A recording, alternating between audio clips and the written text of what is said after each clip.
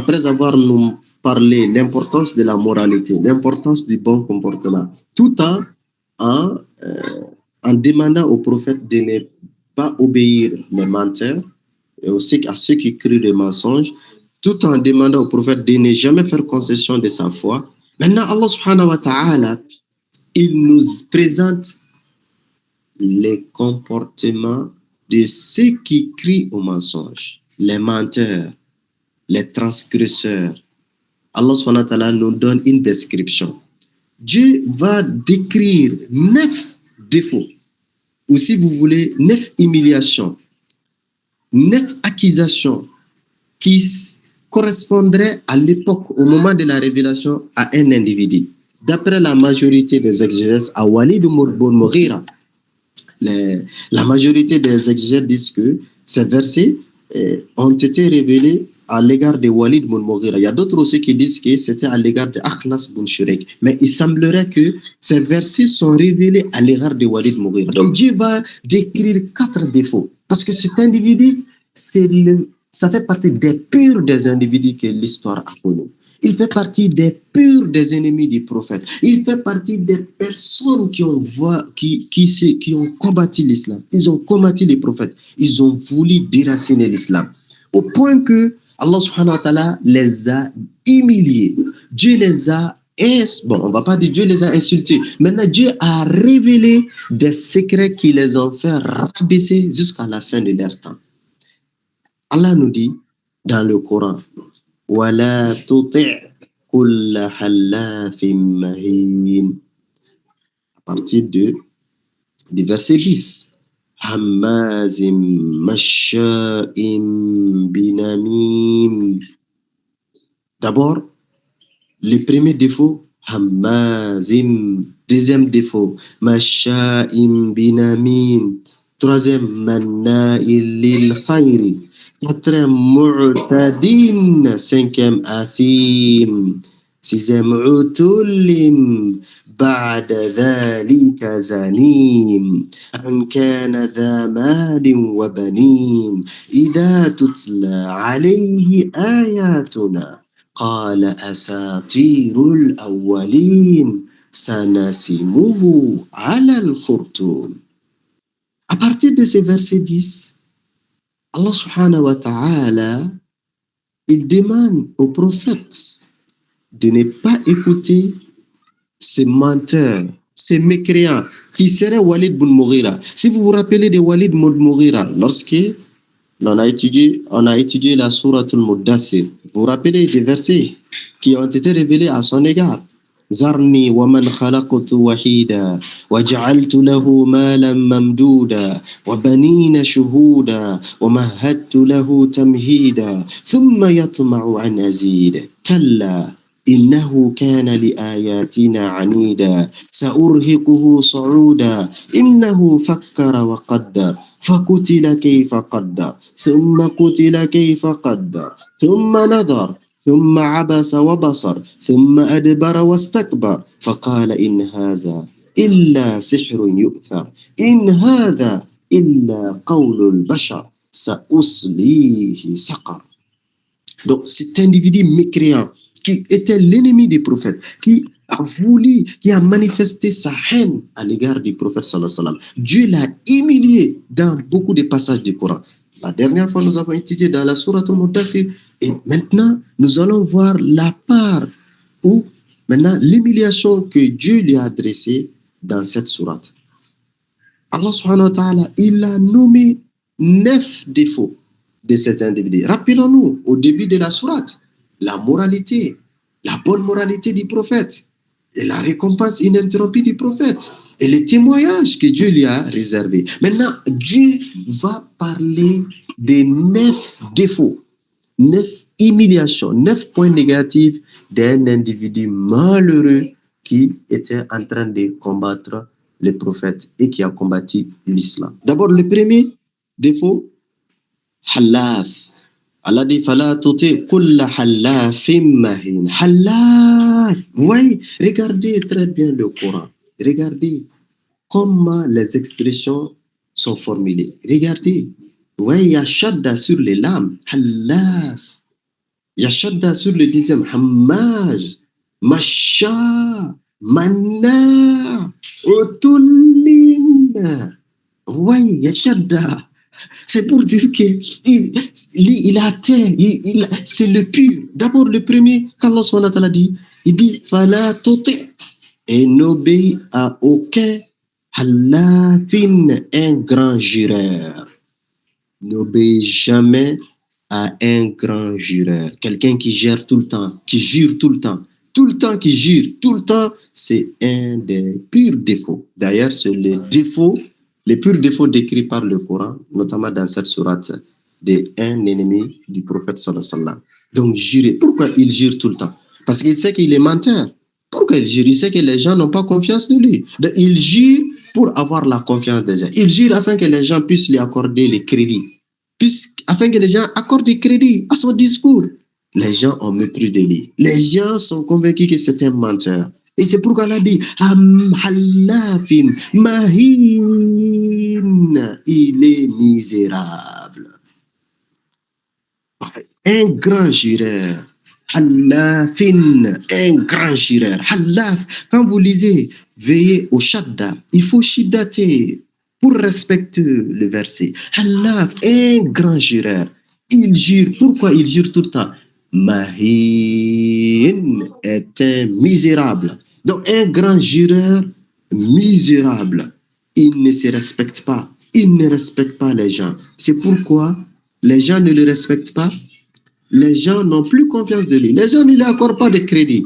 Et c'est pourquoi il a besoin, pour se donner des crédits, pour donner des crédits à ce qu'il dit, il va se jurer. Il jure. Tout le temps, il jure. Wallahi, wallahi, billahi, tallahi, wallahi, billahi, tallahi. Ce n'est pas le bon comportement. Et comme le prophète il dit, le bon croyant n'est pas un grand jureur. Quelqu'un qui jure tout le temps, c'est un grand défaut. Donc, ceux qui sont habitués, il faut veiller à les éviter, à s'auto-former, à s'auto-corriger, à se perfectionner.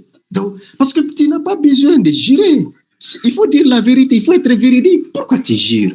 Tu jures parce que tu sais que tu es menteur, parce que tu ne dis pas la vérité, parce que tu passes toute ta vie, tout le temps tu mens, tout le temps tu mens. Finalement, les gens sont fatigués d'écouter tes mensonges. Maintenant, toi, pour attirer leur attention, tu vas jurer. Donc, ces défauts, un grand jureur, un misérable. Allah subhanahu wa ta'ala. Ensuite, Dieu dit quoi? Le troisième, c'est quoi? Hammazin. Le deuxième, et le troisième, Allah subhanahu wa ta'ala nous dit Hammazin, grand diffamateur. Hammaz, Al-Hamzou, grand diffamateur. Oui, c'est un grand diffamateur par ça, par la parole. Un grand diffamateur en indexant les gens. Un grand diffamateur derrière les gens. C'est un grand diffamateur. Il essaie de diffamer les gens. Et la diffamation, comme nous avons étudié dans le passé, c'est un défaut combattu par l'islam avec véhémence. L'islam a combattu ce défaut. L'islam, depuis les premières heures de l'islam, l'éducation que l'islam a offerte à la communauté, c'est combattre la diffamation. Et c'est pourquoi, vous voyez, le Coran l'a combattu. Wailul likulli humazatin lumaza. Ensuite, Allah dit, Ya ayyuhalladhina amanu, dans la sourate Les Appartements. لا يسخر قوم من قوم عسى أن يكونوا خيرا منهم ولا نساء من نساء عسى أن يكون خيرا منهن ولا تلمزوا أنفسكم ولا تنابزوا بالألقاب. Donc toute forme de la diffamation, le Coran a interdit. L'individu, dans la société, l'islam a interdit. Donc ce troisième grand défaut de cet homme malheureux, de cette créature mauvaise, c'est un grand diffamateur. Ce n'est pas tout. Masha, voyez que le shin est shaddaté. Masha binamin. Masha. Allah subhanahu wa ta'ala dit, grand colporteur de médisance. Masha. Lui, c'est un grand colporteur de médisance. Il ne fait que de dire des mensonges pour créer des différences entre les gens. Il va prendre la parole de ceci, il va donner à l'autre, il va dire des choses sur l'autre, à côté de ci, au présent de l'autre. Donc, lui, il ne fait que de créer des problèmes entre les gens. Colporteur. Il ne fait que des colporter. Il ne fait, tu sais ce que l'autre t'a dit, tu sais ce que X a dit, tu sais ce que Y a dit, tu sais ce que l'autre, je sais que le maître a dit, tu sais ce que l'autre, l'oustaz a dit, tu sais ce que l'autre, la responsable. Donc, ce n'est que des grands colporteurs de médisance. Ça, c'est quelle bassesse. Quelle bassesse. Ça, c'est des mauvais comportements. Cette partie, Allah subhanahu wa ta'ala est en train de nous montrer, nous enseigne la moralité, la bonne moralité, l'immoralité que chacun doit et ce que nous devons combattre. Donc, Allah subhanahu wa ta'ala dit, cet individu, il n'a pas de bonne moralité. C'est un grand colporteur de médisance. Et le prophète sallallahu alayhi wa sallam nous a interdit. Le prophète nous a interdit. Vous savez que le prophète, il a même dit à ses compagnons, je ne veux pas que personne ne m'apporte, ne me colporte la médisance d'un autre compagnon. Moi, je vais vous rencontrer en ayant le cœur limpide envers tout le monde. Je ne veux pas que quelqu'un me vienne me dire, ah, le messager de Dieu, tu sais ce que l'autre X a fait, il a fait ça, il a dit ça derrière toi. Donc, je vais me fâcher contre lui. Le prophète dit, je ne veux pas. Donc, quelqu'un qui se respecte, il ne doit jamais colporter la médisance. Et quelqu'un qui se respecte ne doit jamais écouter les menteurs, les colporteurs, les diffamateurs. Et le messager de Dieu, il a dit dans un hadith, un jour, le prophète, il était au passage, à côté de deux tombes. Il a dit, de ces deux tombes-là, les personnes occupant ces deux tombes sont en train d'être châtiées. Le prophète dit, sont en train d'être châtiés dans leurs tombes. Et ils ne sont même pas châtiés pour de grandes choses. Le prophète dit que le premier, il ne se purifiait pas correctement. Quand il faisait il urinait, il ne se protégeait pas. Il ne protégeait pas ses vêtements. Donc, à cause de cela, Dieu l'a châtié dans sa tombe. Et le second, c'était un colporteur de médisance. Donc, il marche entre les gens en leur apportant ou en leur colportant des mensonges, des propos pour créer des insanies entre eux. Donc, à cause de ces deux péchés, Allah subhanahu wa ta'ala a décidé de les punir dans la tombe. Donc, dans plusieurs passages du Coran, et dans beaucoup de passages de la hadith, Allah subhanahu wa ta'ala et le prophète sallallahu alayhi wa sallam aussi nous a mis en garde contre ces défauts. Et Dieu continue dans la sourate. Il dit Mana'in lil khayr. Allahu Akbar. Allah dit Mana'in lil khayr dans le verset 12. Dieu dit un grand empêcheur du bien. Manna, le nun est shiddati. Grand empêcheur du bien. Ici, grand empêcheur du bien, il ne faut pas seulement lire dans le sens du matériel, la richesse du matériel. Le plus grand bien, c'est quoi? C'est la foi. Oui, la foi.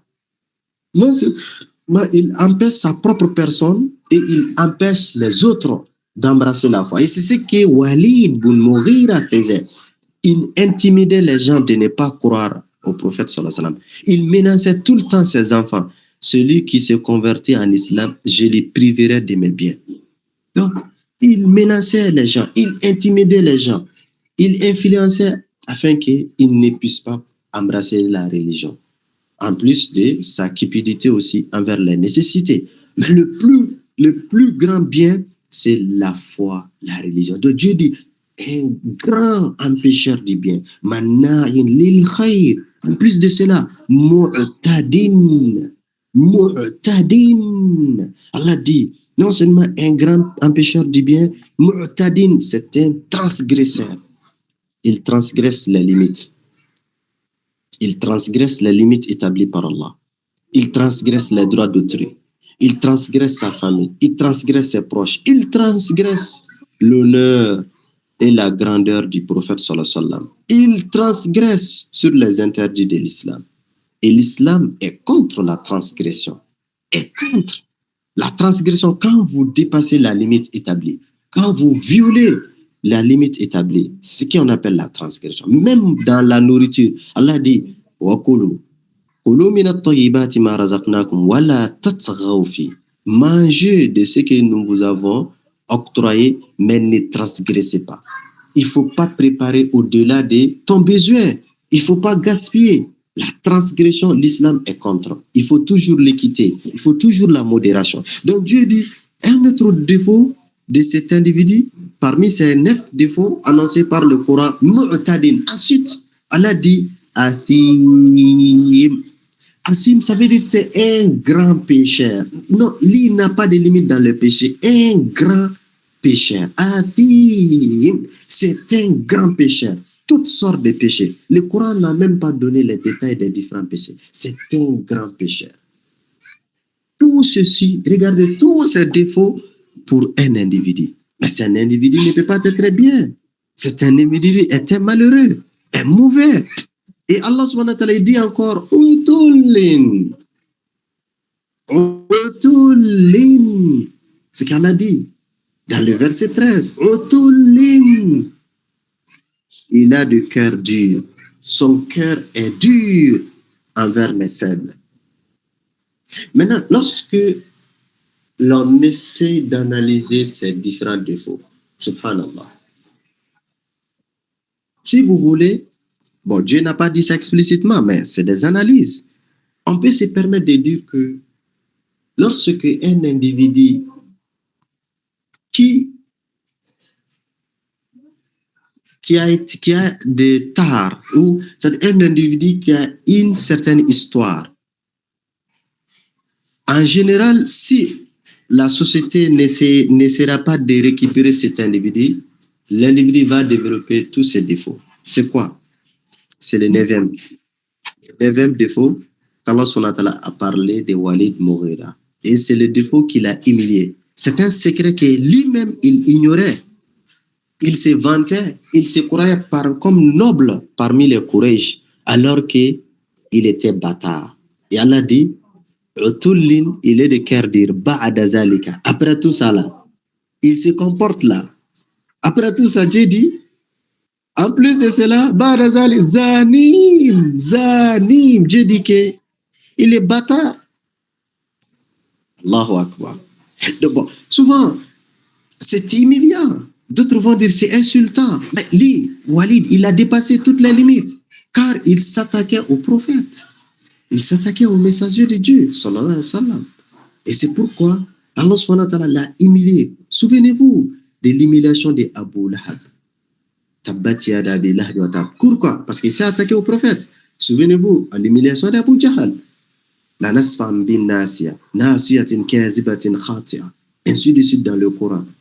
Inna ataynaka al-kawthar, inna shaniyaka huwa al-abtar. Ainsi de suite. Et ici, lui aussi, Dieu l'a humilié. Les secrets qu'il ignorait, les secrets que la plupart des personnes à la Mecque ignoraient, Allah subhanahu wa ta'ala a dévoilé.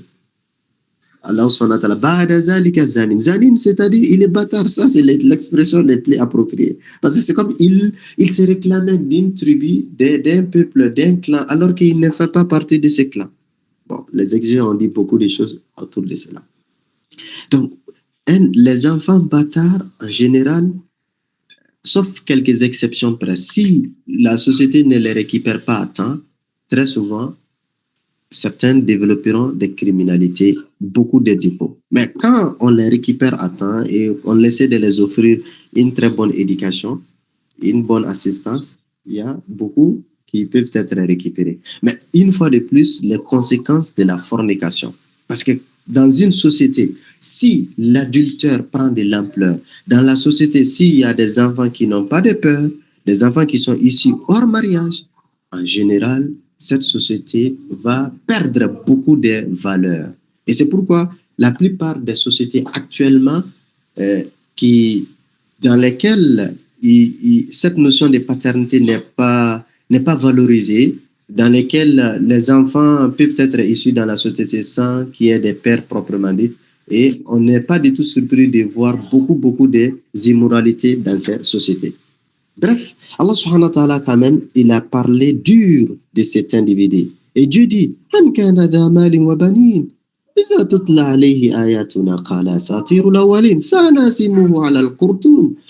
wa ta'ala dit, même s'il est doté de richesses, même s'il a de nombreux enfants, la richesse, les enfants, ces deux-là, c'est la miséricorde d'Allah, c'est la faveur d'Allah. Donc, il devrait, en récompense La gratitude envers ses défaveurs. Il devrait être reconnaissant, obéissant vis-à-vis d'Allah, obéissant de son messager. Il ne devrait pas combattre le prophète, il ne devrait pas s'opposer au prophète. Maintenant, Allah subhanahu wa ta'ala dit que mais il a été ingrat. Il manifeste l'ingratitude. C'est pourquoi Dieu dit, quand nos versets lui sont récités, qu'est-ce qu'il dit? C'est des contes anciens. Asatiru alawalin, c'est des contes anciens. C'est ce qu'il dit. Et Allah subhanahu wa ta'ala aussi dit, Sanasimu halal kurtum. Il va être humilié, il va être rabaissé et il sera marqué sur son maison. Et comme ceci a eu lieu lors de la bataille des Badr. Non seulement il a été humilié, et aussi il a été blessé sur son nez. Donc, ceci, ça veut dire quoi? À ce niveau, malgré la richesse, l'honneur, les enfants, les musulmans ne doivent pas être ingrats. L'individu ne doit pas être ingrat de façon générale. Il faut la gratitude, il faut l'humilité, il faut la reconnaissance et surtout, chacun doit veiller à développer des bonnes moralités. L'importance de la bonne moralité. Et l'immoralité, ça va rabaisser la personne. Même si la personne a la richesse, même si la personne a de l'honneur, mais cette personne est ridiculisée. Et c'est pourquoi Allah subhanahu wa ta'ala, il nous a rappelé de ces quelques défauts. Donc, maintenant, il n'y a rien de problème. Si c'est des immoralités, des personnes qui n'ont pas de bonne moralité s'attaquer au prophète, ce n'est pas un problème. Donc, nous aussi, dans notre vie, des personnes qui essaient de s'attaquer à nous, qui essaient de nous diffamer, de nous calomnier, si on voit que c'est des personnes qui n'ont pas de bonne moralité, il n'y a pas de problème. C'est des immoralités, c'est des personnes qui sont basses, c'est leur bassesse. Donc, ceux qui sont faibles, moral, sur le plan moral, ce sont eux qui s'attaquent à ceux qui sont forts moralement.